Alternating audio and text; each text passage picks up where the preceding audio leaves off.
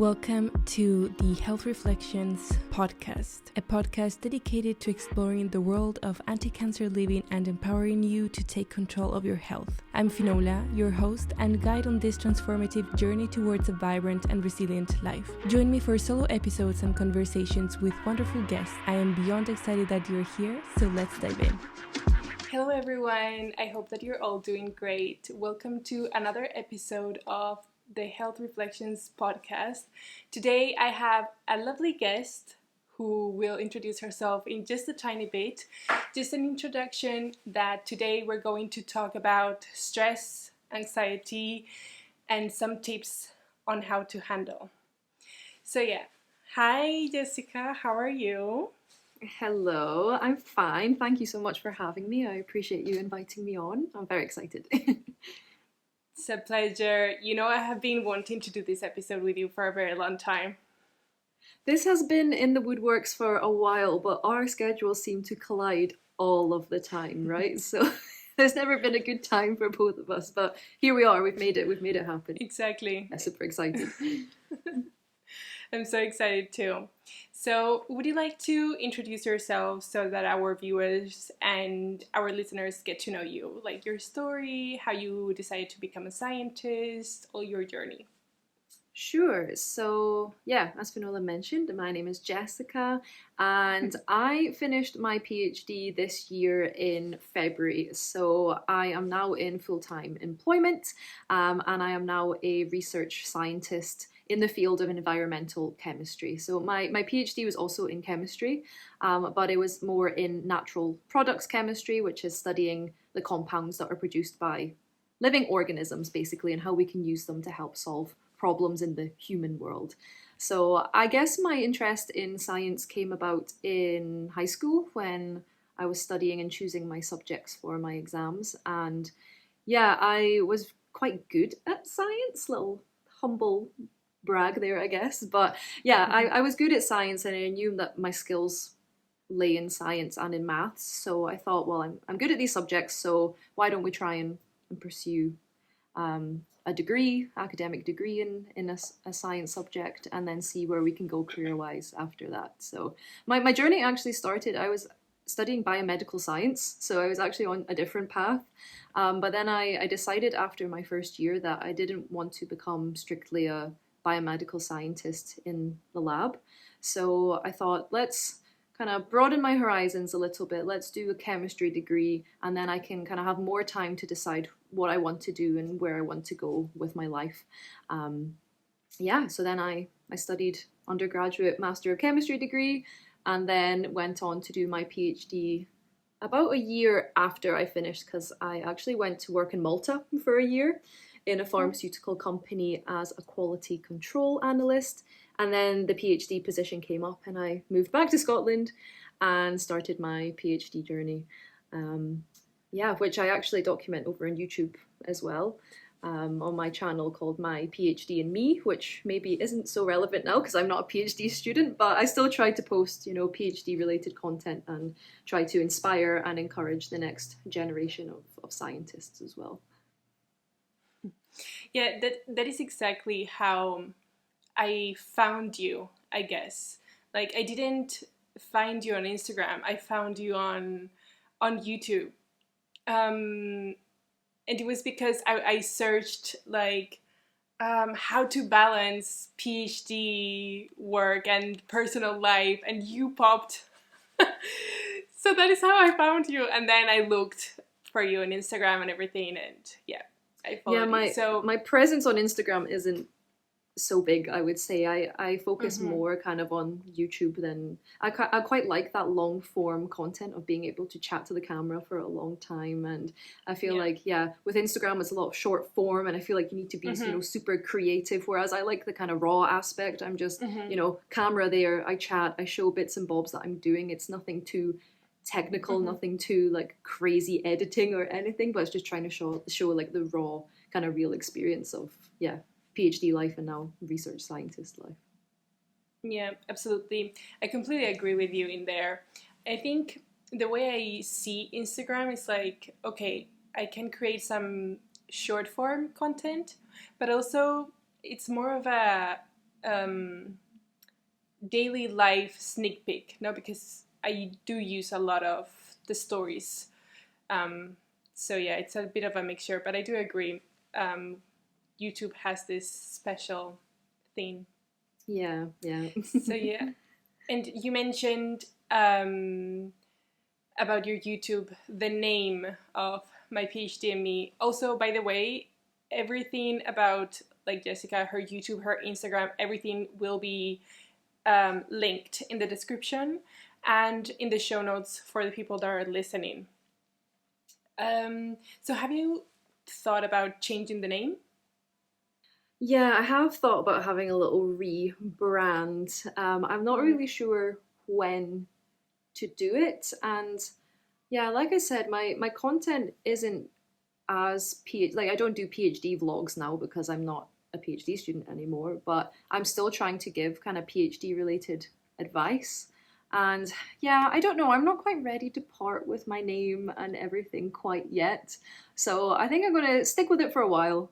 And then when the time is right, then yeah, do a little bit of a rebrand. But the content will be very much the same. It will just be not my PhD and me anymore. It'll just have yeah, a different page name basically. So there won't be much of a change. That's why I'm not too kind of putting pressure on myself to do it anytime soon because yeah, my content's not changing that much. So yeah, we'll keep it for now. It's nostalgic. Yeah. I understand what you mean. It's really hard to stop having a name that you're so connected with. But if you ever decide to do it, maybe you can just create a playlist called My PhD and Me. You can just put all your journey because your journey is so beautiful and I know it has inspired me. So I'm sure that's it did, but it really has. Like finding you and Beth and Ria, it's like part of what keeps me going on my PhD, you know? Oh, amazing. And likewise to you, because all of your tips on how to stay healthy during an experience like this, there have been times where I've kind of abandoned, you know, looking after myself and I'd be like, wait, what would Finola do? Let's go on and have a look and see, you know, how I can get myself back on track. So yeah, it's a beautiful community over on YouTube. It's really, really nice because our kind of like science-y kind of PhD community is so small. So yeah, it's quite interesting because you often see people saying, "Oh, I came over from, you know, like Beth's channel, for example, and I found you, and it's so nice to have more, you know, people to watch, to hear about people's experiences and get some more advice." So yeah, it's a really nice community over there. I do love it. It is really nice. So for our viewers and listeners who may not know, do you want to maybe say what are the main differences that you saw between a PhD and a postdoc? Yeah, sure. So yeah, I feel like with a PhD, you have this quite specific project that you're working on, whether you came up with a project at the beginning by yourself or whether it's a project that your supervisor got the funding for. And yes, there is that element of, you know, independent working and trying to figure things out for yourself, but I feel like you do still have quite a bit of guidance along the way from your supervisor, which is very helpful when you're diving into something that you've never done before. A postdoc is quite similar in a way. It's kind of like an extension of a PhD. My specific position isn't kind of your typical postdoc position because I feel like, similarly to a PhD, in most postdoc positions, you are hired for a specific project.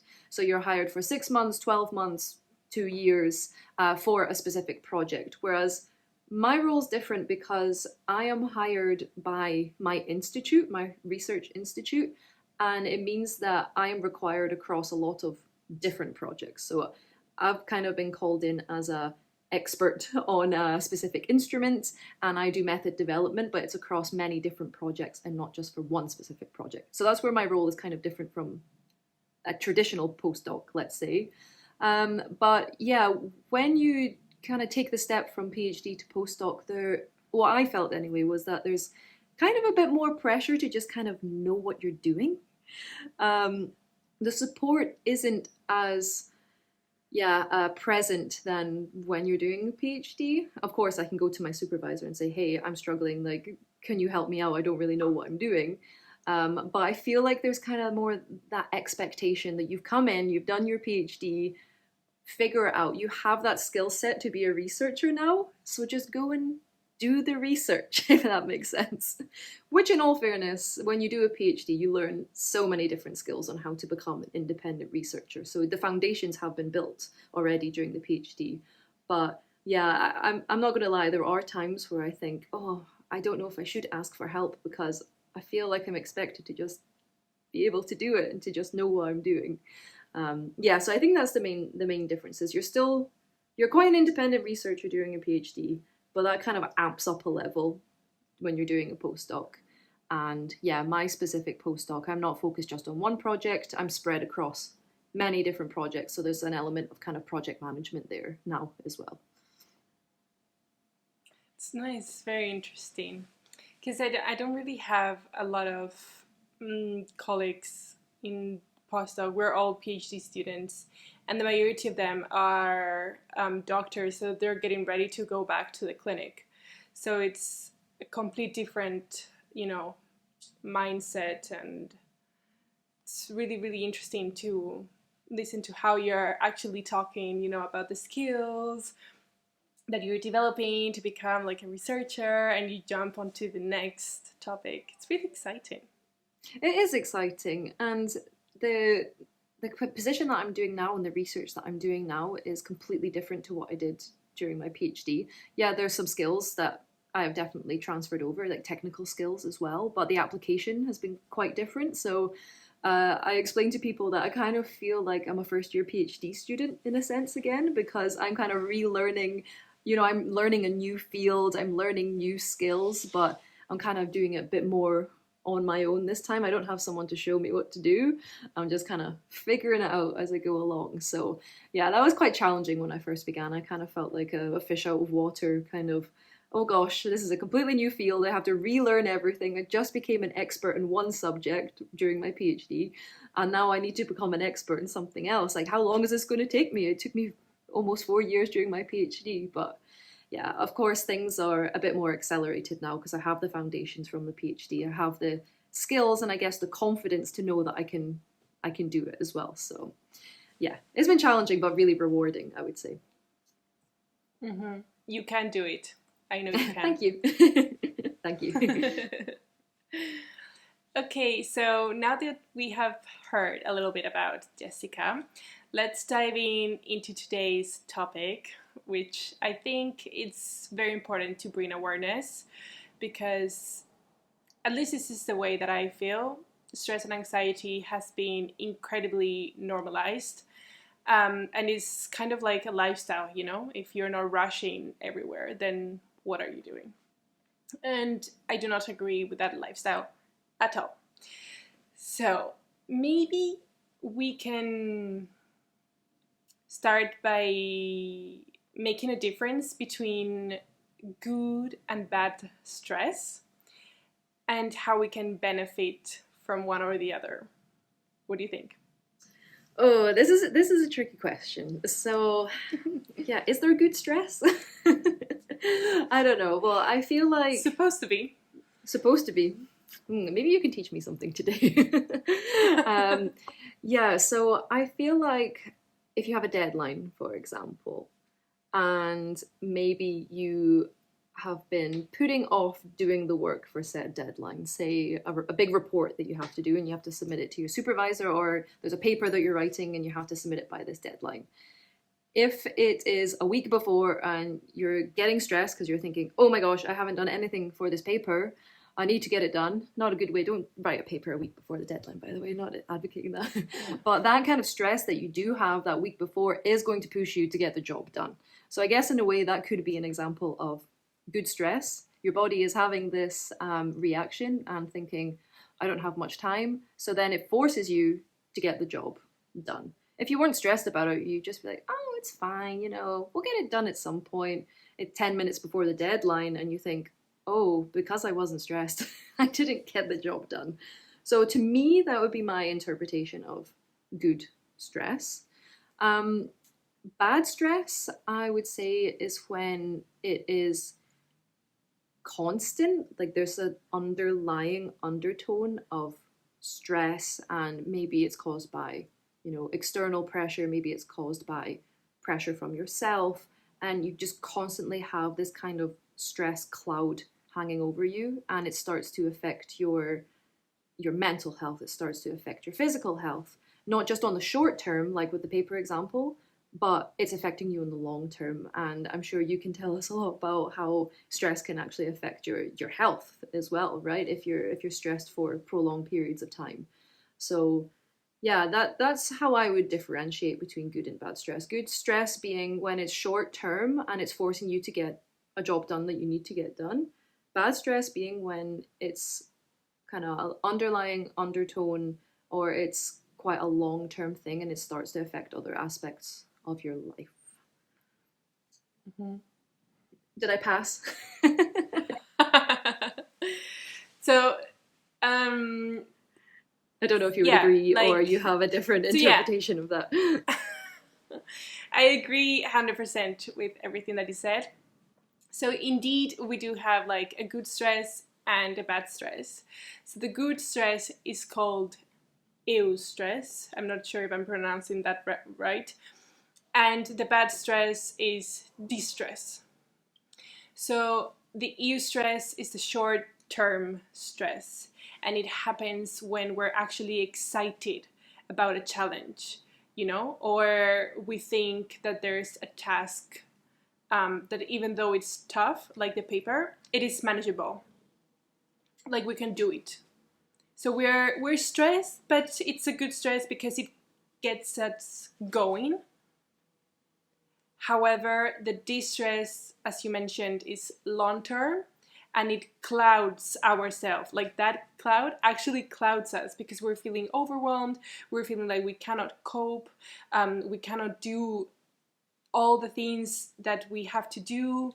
And the problem is when it gets into this cycle and we just feed that cycle, and then you get anxiety, depression, your immune system goes down, all those kind of things.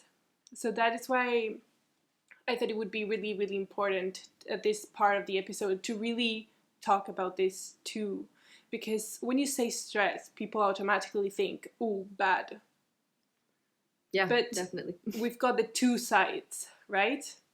So yeah, it's interesting because I never really thought about it before like that, good and bad stress, until you asked the question. And then, but the more I started to think about it, I was like, wait, yes, there is good and bad stress, that motivational stress, let's say, that kind of kick to get things done. But then there definitely is the reality of the bad stress as well, which if it isn't managed then can definitely cause a lot of problems. It's interesting what you said about the kind of feeding in cycle. So I know, like me, for example, if I'm very, very stressed, I have, let's say, so many things to do on my to-do list and they need to all be done as soon as possible, which in most cases things don't need to be done as soon as possible, but I put that pressure on myself, which then makes me overwhelmed. And if I get into this state of overwhelm, I actually become paralyzed in a way, that I become mentally paralyzed, where I can't get any of the tasks done because my brain just literally stops functioning because I'm so overwhelmed that I just shut down. And then it's like, well, how are you going to get things done then if your brain is shutting down? So it's trying to kind of recognize that when it does happen, and having the kind of methods to fight against that and not let that vicious cycle happen. Yeah, absolutely. That is what happens to me. Like when I get to the point and I see that I have too many tasks, and also when I don't know where to start, and I'm just like blocked. Yes, and I get that too. Sometimes it happens that I have a lot of time, like I'm not even like near the deadline, but just the fact of having so many things to do, like, I mean, you have experienced this for sure. Experiments, reading papers, writing papers, analysis of the experiments, and then analysis of the results of the experiments. There's a point where you have so many things and you're just there, And for others, it's not a big issue. But for me, it is like, where do I start? Yep, I get that too. And that just blocks me. It doesn't get me going. It gets me frustrated. It gets me thinking that I cannot do it. And I feed that all the time. Like, I reassure that negative statement. So it gets worse. And it's just a crazy cycle. So Yeah. And then you start putting off that task or those tasks because you don't know where to start. And then, yeah, you start getting more stressed thinking, oh, I've just lost another 5 days because I didn't start the task because I didn't know where to start. And then you start all over again. Yeah, I can completely relate with that. I definitely had that during my PhD, also at times during this new job as well, where everything has just been so new. But yeah, I feel like I'm getting better at it now, though. I'm trying to kind of break things down into what is the real priority for today? What's the real priority for this morning? How can I manage my time to get things done without spending too long on one task, just to make sure? I think the main thing is about prioritizing and telling ourselves that we don't have to do everything today is so important. Looking at the bigger picture, looking at the bigger timeline, and really planning things in so you'll get everything done on time, but not trying to force yourself to do everything today. There's only so many hours in the day. You only have so much energy in a day. You can't do it all. It's like when you make yourself this to-do list that's got 30 different items on it, and then you're shunning yourself at the end of the day because you only ticked off 5.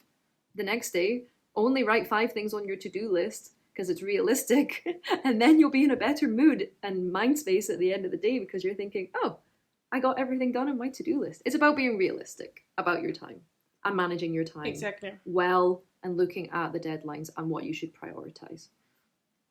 Personally, is what I think.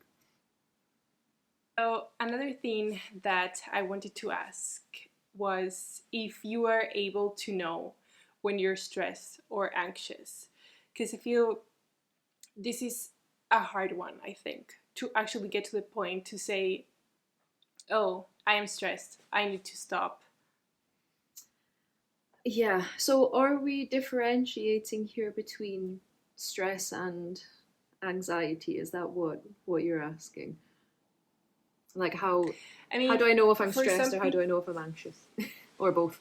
Yeah, exactly. So for some people they kind of go together. That's my case. Like for me, whenever I'm stressed, the anxiety is there. And I do have managed to tell sometimes when it is happening. But that is only because I had like years of practice with my therapist, and I got to know me well to like recognize the signs, even though sometimes it can get to a point where I don't recognize the signs. So that is like the question, like are you able to get to the point where you actually realize that you're stressed? Yeah, I think so. Like what we spoke about earlier, that when it gets to that point of overwhelm where you have that block, I can recognize, okay, I'm feeling paralyzed. I have that block, and I manage to step back from it now and recognize that that's happening and try to find ways to combat it and to move away from it. With anxiety, I feel like I can also recognize like physical anxiety when you can feel the sensation of anxiety kind of coming over you. Kind of those kind of initial stages that if you can't control it could lead to an anxiety attack, like a full-blown anxiety attack. So I feel like I'm in this position where I can recognize the physical signals of when my body is feeling anxious, such as, getting this tingling kind of sensation, feeling like my breathing has become quite fast, my heart rate is becoming accelerated, which at one point I didn't know what was going on and thought the worst, and it did kind of lead into a bit more of an attack situation. But now that I can recognize that, I can control it and say, whoa, whoa, whoa, your heart is going fast, you're feeling stressed, you've got this wave of anxiety coming over you. Take deep breaths, try and recognize what's happening, but don't kind of succumb into it. So yeah, I feel like stress and anxiety can come hand in hand, and there's different kind of levels of anxiety in a way, like what I mentioned. And I feel like I'm in a place now that I can recognize what's going on. It's not always easy to control if anxiety, like physical anxiety, comes around, but I feel like I do have strategies in place. First of all, being that I can recognize it, and then trying to, yeah, keep it at bay and not let it get to a more serious and potentially, dangerous place. Yes, absolutely. The signs for me, apart from, like the breath, um, it's the neck. I cannot move my neck. I accumulate all of the tension here in my shoulders all the time. So normally this happens when it gets to a point where it's really, really, really bad, bad, bad. Normally it's when I'm very close to burnout. I cannot move my neck. Like Wow, it that's goes up to crazy. a point where I cannot move it, and it's all the tension here, and like I cannot even like crack it, you Wow. know? And when that happens, I'm like, okay, I need to, yeah, Yeah, let's fix whatever's going on and take exactly, a call step the back. physiotherapist. And then he's like, Finola, again? Oh my god, because I don't know why. It's just always on the shoulders and in the neck, always. I accumulate all the tension there every single time. That's It's my crazy. place. So that's I just don't know why. like a very real example of how if you get to this point of being very stressed, very anxious, it can affect your body and it can affect your health. That's just yeah, that's a prime example of it. Absolutely. Yeah, but often we do leave it too long until it's at that point where, yeah, we have pushed ourselves far too much that this happens. Whereas we should really be trying to stop it before it gets to that point, which is easier said than Yeah. done, especially if you have It is. It deadlines and is. pressure and yeah. It is really easier said than done. But I think also that it's because not everyone um, thinks the same about stress and anxiety, and not everyone accepts the fact that every single person is different, and what may cause stress to a person doesn't mean that it will cause stress to another different person. I think a lot of people, and I don't know if you have seen this in like the PhD environment, but a lot of people think just because they were able to do it, you are able to do it at the same speed, or the amount of hours they did in a day or something like that. And there's a lot of comparison, and well, I did it, you should be able to do it too. It's like, Yeah. well, Or maybe not always coming from other people saying that I've done it, so you should be able to do it too, but kind of you comparing yourself to other people. So yeah, looking at this person, oh, they finished their PhD in 3 years, they published 10 papers during their PhD, so I have to do the same. No, everyone's journey is completely different. Everyone's brains work differently, everyone works at different paces and deals with situations differently. So yeah, there is a lot of comparison and a lot of competition as well in academia. And yeah, we need to try and, I guess, focus more on ourselves and our own journeys instead of looking at everyone else around us and trying to work at the same pace as everyone else. Because there will be other mm-hmm. people that will be saying, okay, this person is doing amazing. Why am I doing like that? But then there'll also be someone else that is looking at us thinking, they're doing amazing. Why am I not doing as well as them? So yeah, comparison is a very, very toxic thing in academia, I would say, and does not do Yeah. any good for us up here. We should be focusing on ourselves and getting to our own goals and our own um, deadlines and not thinking about what other people are doing. Mm-hmm. I completely agree. It is really, really hard to do.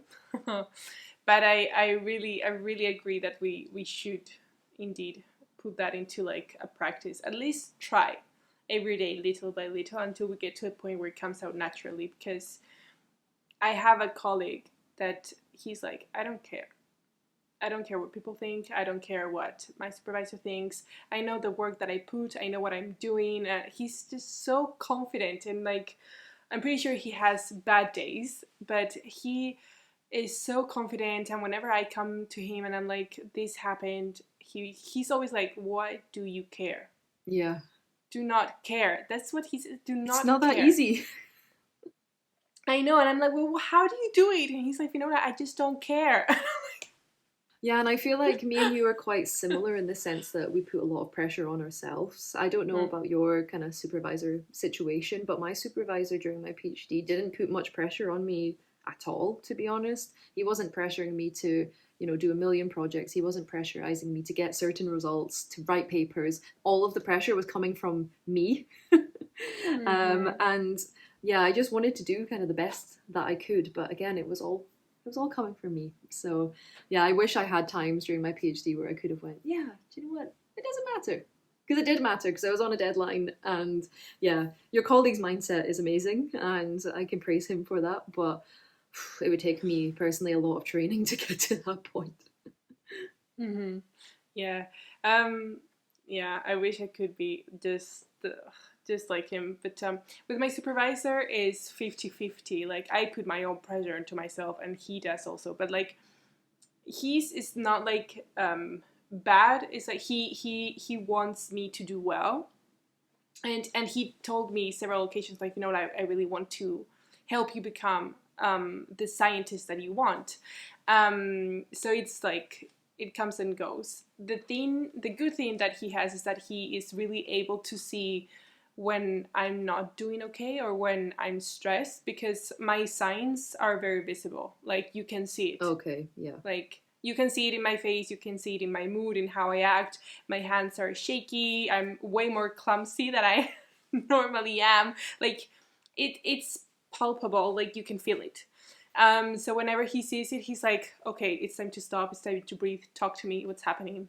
That's really good. That's good that you have that support. That's a really good thing that I really am so grateful that he's like that, because not all the supervisors are like this. So no, definitely not. That's why it's so important during a PhD journey to find that support circle, whether it's, lab colleagues, whether it's other PhD friends on Instagram, for example, that you can reach out to, family, friends, just to have those people to be there to recognize the signs of when you are burning out, when you are incredibly stressed. Because yeah, sometimes we just keep powering through and we just accept it, but sometimes it takes someone else to actually step in and go, whoa, whoa, whoa, because we won't do it for ourselves. We need someone else to actually interject and say, okay, you need a break, you need to relax, speak to me, what's going on. Absolutely. Okay, so maybe we can jump into the next question / topic. Tips, because this is like the most asked question that I get, just because of how much I emphasize how bad stress and anxiety are for our health. So I get asked, like, how do we avoid stress and anxiety? So let's try to speak a little bit about the habits or some practices that we can do in order to either avoid stress or anxiety, or deal with stress and anxiety once we accept that we're going through that. So do you want to start? Do you have like anything that you would like to share? Yeah, so I feel like kind of your lifestyle has a big part to play in this. So trying to kind of manage all aspects of your life to try and make your general journey be a bit more calm. So there are some practices that I like to try. If I'm feeling particularly overwhelmed or stressed, I like to either, speak to a friend, speak to family about it. But if I don't necessarily want to get an opinion or try to find a solution, but I just need to get everything out of my head, I like to journal. So I do it digitally, but of course you can do it in a notebook. I like to just write everything that's going on in my head. And I feel like because I'm releasing it from my head and actually writing it out in words, it does help to kind of alleviate that stress and all of those kind of voices and all of those words that are going on in my head, that chatter. It helps to calm that down quite a lot. So that's one thing I like to do, journaling. I've not been so great at it recently, but meditation is something that I like to practice as well. But actually, I say that I've not been so great at it recently. That's not true, because I've kind of switched my way of meditating. Because now, as I'm driving to work, I don't put on a podcast. I don't put on music. I just sit in silence in the car. I drive and I listen to what my head is saying first thing in the morning, and I acknowledge those thoughts, and I kind of have that curiosity about my thought pattern, and I try not to judge what my brain is saying, and I try not to, if there's negative thoughts going on, I try not to feed into them. I just kind of sit and listen to my brain and see what my brain is saying. So that's kind of practicing kind of mindfulness and practicing, observing my thoughts, which is a form of meditation. So I can't say that I've not been great at meditation. I've just changed my way of meditating in a way. Also, I find exercise incredibly useful. Exercise can be quite tricky to actually start if you're feeling anxious, because you think, oh, I've got a million deadlines, I've got so much to do, I don't have time to exercise. But if you actually put aside that time, you get the exercising done. It is amazing what it can do for your mind, what it can do, for your mood, what it can do for your stress levels, because you're releasing all these endorphins, and it's a great thing to do for your body and your mind. So that's kind of some lifestyle things that I like to try and keep on top of, even when I'm feeling very stressed or very anxious. Also, what I mentioned earlier about trying to break things down. So if I'm overwhelmed, if I have a million tasks, I try to prioritize. I look at my list and say, okay, what do I need to do now? They're the things that I will focus on then and there. If there's things that don't need to be done now, I put them in the to-do later list. They need to be done at some point, but they don't need to be done right now. So as per my to-do list, if I have a task on the to-do list, which is just kind of a vague outline of a project or something that I need to do, I like to break it out into each individual step that I need to carry out in order to fulfill that project or that kind of umbrella task for the day.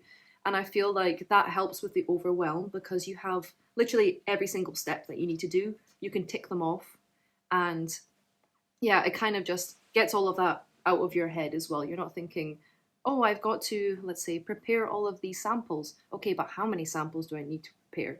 Have it all written down, and it will make the process less stressful, and you will know where to start. Like what we were mentioning earlier, if you don't break down the task, you don't know where to start. But if you have that to-do list, you can just start ticking them off slowly, one by one, and get into it slowly.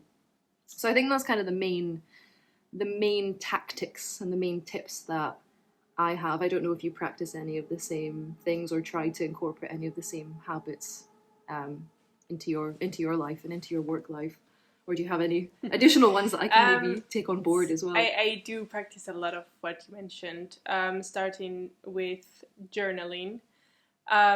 So there is like the science behind journaling is like an emotional release, because the fact of putting it either digital or in paper, it really doesn't matter, but the fact of putting it into words and the actual thing of writing or typing, that is, it's like, it symbolizes the fact of you taking it out of your brain and putting it elsewhere.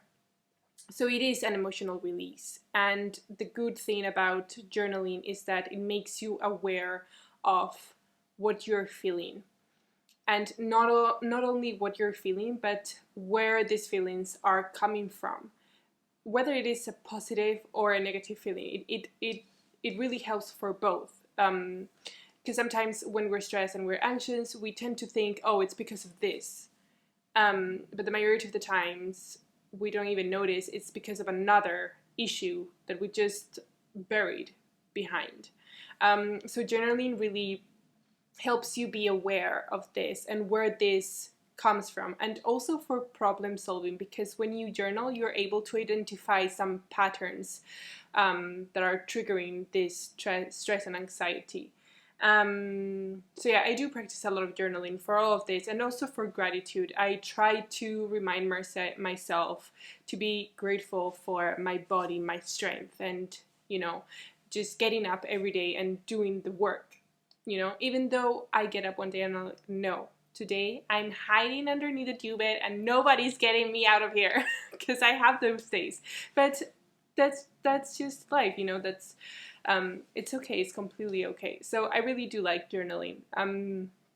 So actually, before I was pretty much digital person, but then it got to a point where I saw that I spend too many hours with a device, because it's the phone, it's the iPad, it's the laptop, and I get it, it's normal because not only I need it for my PhD, but I'm running a business, so my phone is really my work. It's not like, it's not a place of disconnection apart from those like lazy minutes where you're in TikTok or on Instagram just scrolling, but it really is my work. Like my entire life is there. So it got to one point where I said, too many hours, too many screen.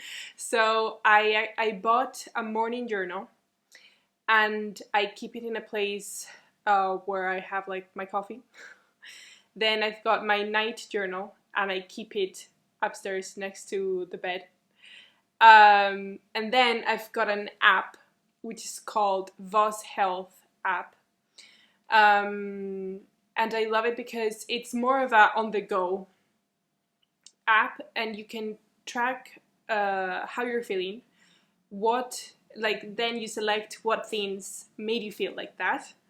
And then you've got like the affirmation of the day, the quote that may help you today. You've got breath work, because breathing is really, really important. They have like mini, how can I say, because it's not really a course, but they have, so for instance, if you're feeling really lazy and you want to boost your energy, they have like a list of exercises that you can do in just a minute to get you like, woo, let's go. So that's why I really, really like it. So I always have it on my phone, and always I feel safe if I have it near. Let's say it's like my companion. I have a similar app actually, it just came to mind. So it's called Dailyo, and it's similar for tracking your mood. So you can go on and you can choose what smiley face you were on that day. I tried to do it at 10 o'clock every day. And also if you have some goals that you were trying to hit, like meditation goals or like mindfulness practice, and then you can also write a quick note about your day. So you can write how you were feeling and maybe what happened in the day. And it's quite interesting to look back at patterns and see, okay, when was I last feeling like this, and what was it because of? Go and look at the note, and I say, oh, okay, it was because of the same reason as today. And also, what's it called? It's called Headspace is the app. Headspace. Yeah, which is similar to, I think, it's got practices, it's got podcasts for sleeping and anxiety and things like that too. Yeah, but I see that's more of a meditation app, right? I think so. I used to use it in the past, but yeah, for me it's a bit too expensive. But I really liked it. Like the platform itself is really, really nice. So like if you've got the money, I would totally invest in it. Lucky that my work pays for us to have a subscription. So that is great. So I'm taking full advantage of that, and I'm using. That's great. That's great. I use Insight Timer because it has the two options. You can use it for free, and you have lots and lots of meditation for free, and like for different types. And then if you want to like level up a bit, well, you've got the premium one.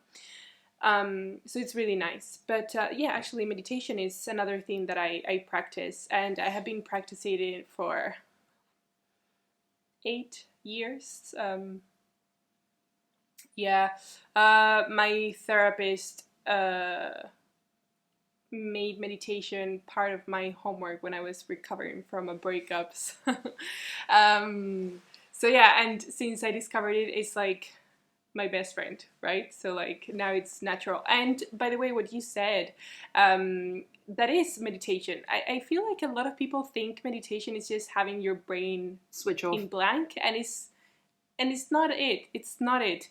Meditation is exactly what you said. Meditation is looking at your thoughts but not engaging with them. That's meditation. And that is something that is really hard to do. Like not everyone is able to not engage with a thought. Normally we are engaging. Like if I put myself as an example, if I'm having a really crappy day and my brain is like just said you're not good enough, I'm like it's believe true. it. Yeah. Exactly, and I just start engaging. I'm like, it's true, I'm not good enough. Because if I maybe did this in the past, and maybe I did this other thing and this other course, maybe today I would be da da da da da. And it just starts, right? That's normal, but it's not good. Like it happens to everyone. The thing about meditating is like the thought of I'm not good enough pops up, and I'm like, don't listen to I'm it. just ignoring you. Exactly. Yeah. I see you. Hi. Bye-bye. Exactly. Move on to the next thought. So that is actually meditating. And I don't know if you have heard, but a lot of people meditate while they drive. There we go.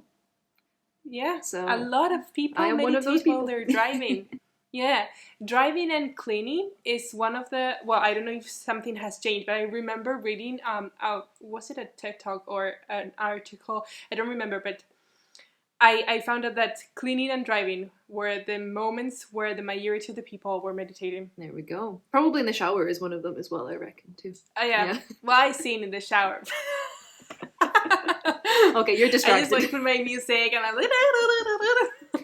See, I love music because it can do so much for your mind and your mood. Yeah. Like, it can uplift you. It can make you feel sad depending on the song.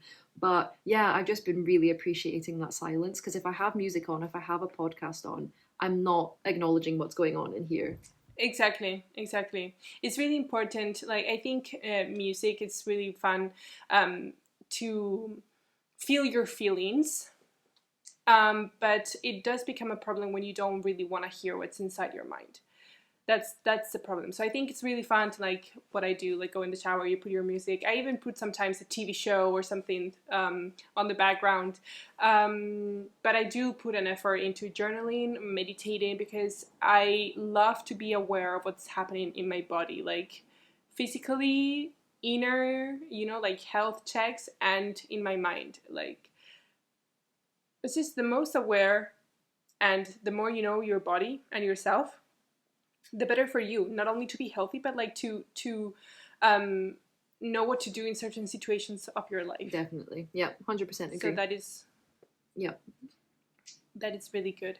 So you mentioned journaling, meditation, and you mentioned another one. More to do with prioritizing tasks. The to-do list. And organizing myself. Yeah. Yeah. Yeah. So I want to mention something here because and I'm pretty sure that you have mentioned this in your YouTube videos for sure. Time management, I think, it's crucial if you want to try and avoid stress and feeling anxious.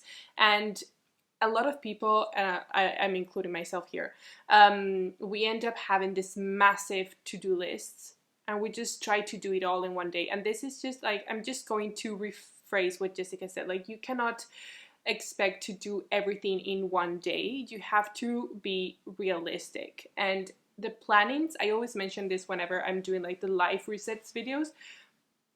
The more realistic you make a plan, the better the outcome. Yep.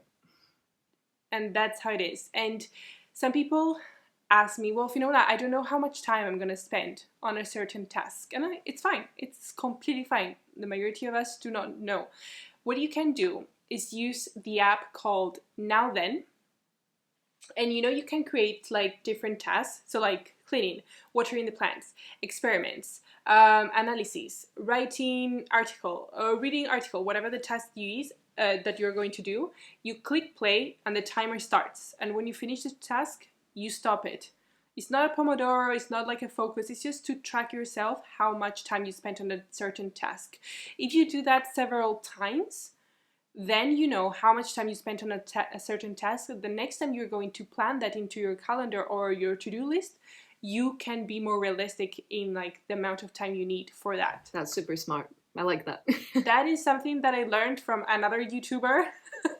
And I was like, oh my God, I need this. I need this because every single time that I'm planning, I'm like, well, I don't know how much time this is going to take me. How do I know if I'm going to be able to do this, this, and that today? So this is really useful to like make realistic plannings. Definitely. I'm going to check that out. What's it called? Now Then?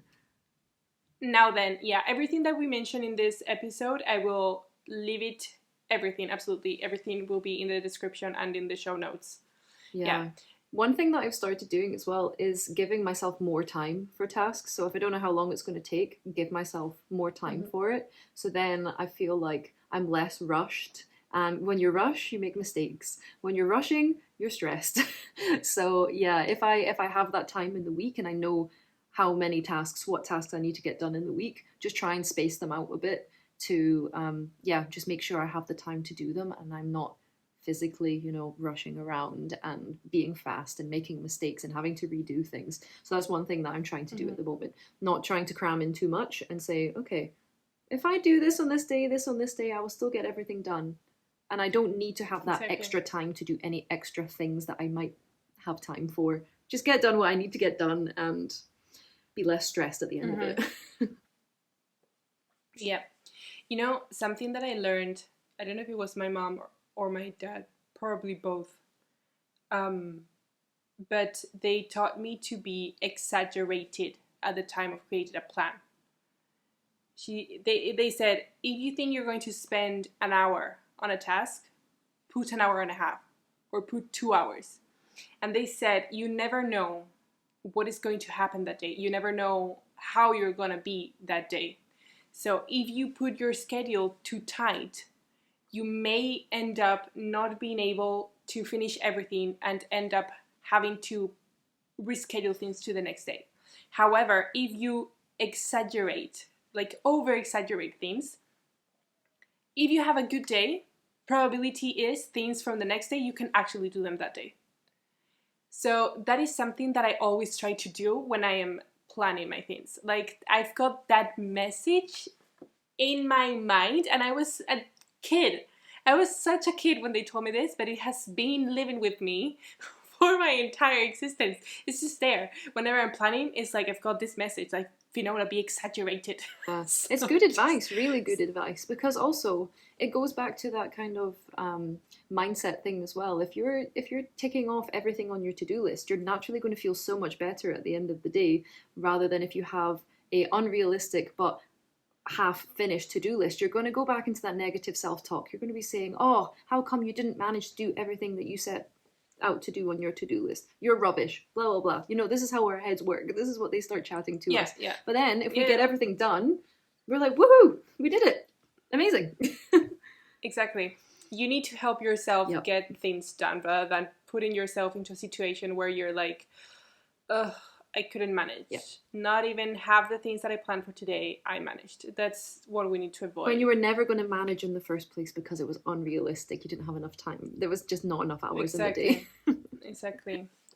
I don't know for the people that are listening, or our viewers, the ones that are watching on YouTube, but like, I totally agree with you in the ticking tasks. I love it. I'm like, yes, I did this. Yes, I love it. I discovered an app that I use now to plan my days, because I use Notion for like the big projects, like project management. Then I've got my calendar for time blocking, like, or meetings if I need to be reminded. But then I have the to-do list, let's say, and it's called Structured. Have you? No, I've not heard of this one. No.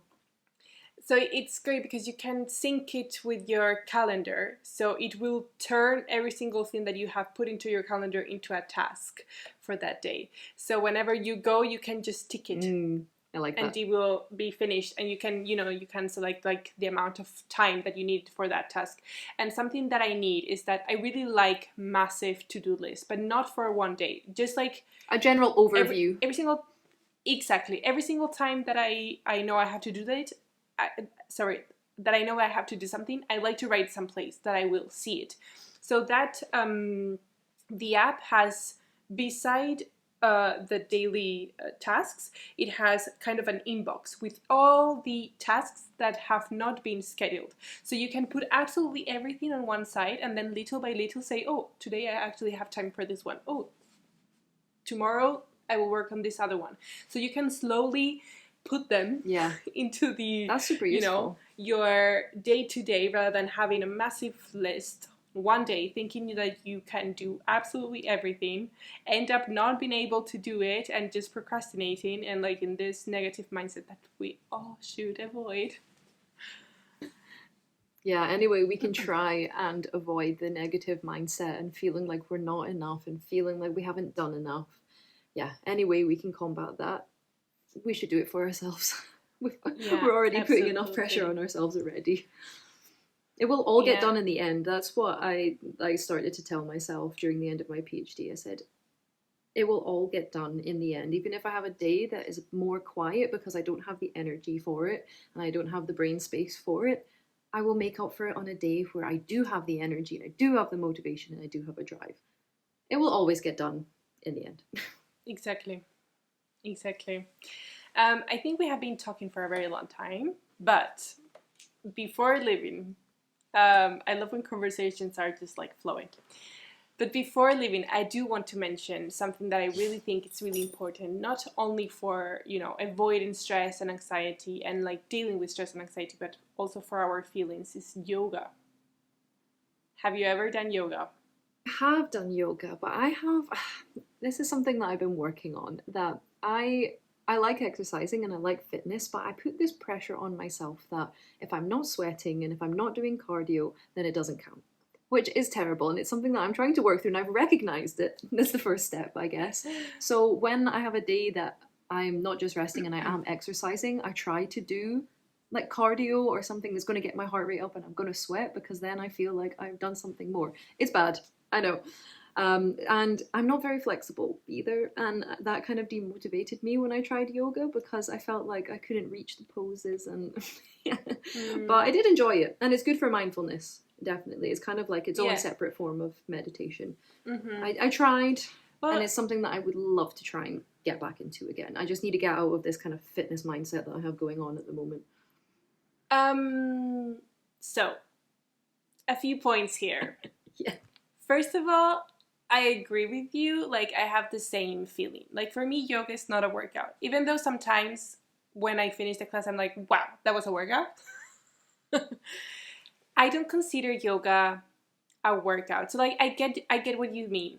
Because for me, I don't do yoga to work out. Yeah. If I want to work out, I go to my abs and booty class. I go to my fit bar class. I go to a place where I'm going to sweat, a lot. So I don't, even though I know that some yoga classes are going to give me that, I do not.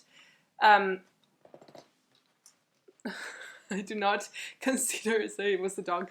I do not consider yoga for like the workout purpose. I see yoga as like, I need to listen to my feelings. I need to listen what's going on. See, I need to restructure my thoughts there. I need to restructure the way that I am regarding yoga, because I have been regarding it as a workout, and that's why I've been less inclined to do it, because I want to do other methods of exercising. But yeah, that's a good point. I can structure it into my week as a form of, almost like meditation, mindfulness, being present. Whoa. Yeah, do you see it like this? Like I mentioned before, for some people, like me, when we're stressed, we can really feel it in our muscles. For me, it's on the neck, majority of the time. And yoga involves a lot of stretching and a lot of releasing the tension in your body. That's what yoga is about. Like we need to let this go, let this out of our body. So that's why I love yoga so much, for this purpose. And also during yoga, so in yoga you are combining the stretches of your muscles together with the breath. Like if you're not breathing properly for each pose, you're not doing yoga properly. So this breath, it's really helping to reduce the stress and the anxiety that you have. And then yoga activates the parasympathetic nervous system, right? Which activates the relaxation response. Okay, yeah.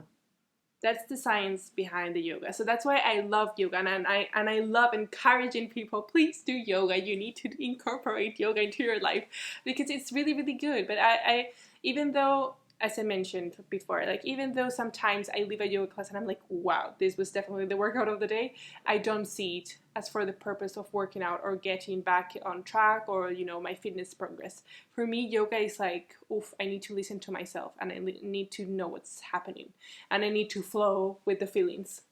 Yeah, I think that's where I've been going wrong, that I've not been thinking about it in that way. So I'm going to try it out again. And yeah, if you have any recommendations on, I could go to a class, but if you have, any recommendations of apps and things, then that would be really useful as well. For sure. Have you ever, yeah, absolutely. Have you ever heard of Boho Beautiful? I love it. I have been with her since my beginning of yoga. Just don't get scared when you get on her channel, because she's super advanced. Like, she does yoga every day. Just try to type like yoga beginners with Boho Beautiful, and she has a lot. That is one, Boho Beautiful, and then yoga with Adrienne. Oh, I have tried a few of her videos, actually. I do like her. Yeah, she's really good. I really like her. And well, then maybe I can send you some videos of mine, because I'm training to become a teacher. That's so exciting. That's awesome. Cool. Oh, cool. I'm on all the things that I'm doing at the same time. Why not become a yoga teacher? So yeah, I will have some like yoga videos in the near future once I graduate. Alright, so I think we have tackled a lot of things regarding today's episode. I really liked all of the tips that you shared. So before closing, do you have anything that you would like to share or suggest to our viewers and listeners? Just like what I mentioned before, I know in the moment it can seem like you have a million things to do and you don't know how you're going to get them done and your deadlines are looming, but you have the good stress that will push you forward, and don't let the bad stress get too on top of you. And yeah, like I mentioned, everything will get done in the end. You will get there in the end. So just try and keep that in your mind, keep that as your motivation to push forwards. And yeah, I believe that all of you can do whatever it is that you have set yourself out to do. So you should believe in yourself as well. I also believe that too.